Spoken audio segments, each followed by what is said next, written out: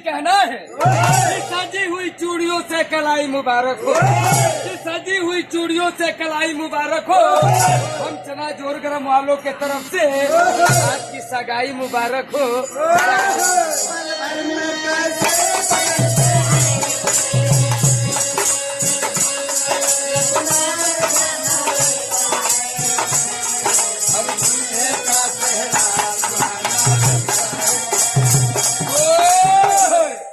दूल्हे राजा जी कहना है, अरे मोम तो मोम मैंने पत्थर को पिघलते देखा है, अरे मोम तो मोम मैंने पत्थर को पिघलते देखा है, और सगाई से पहले आपको ससुराल में टहलते देखा है।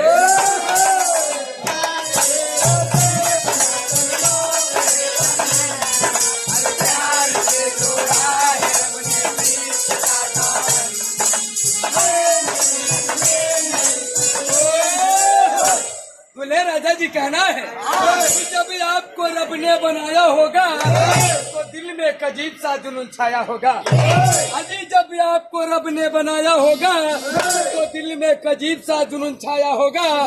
अरे सोचा होगा कि आपको जन्नत में रख लूं, बाद में दुल्हन रानी का ख्याल आया होगा। अरे चाँद लेला दुल्हा तर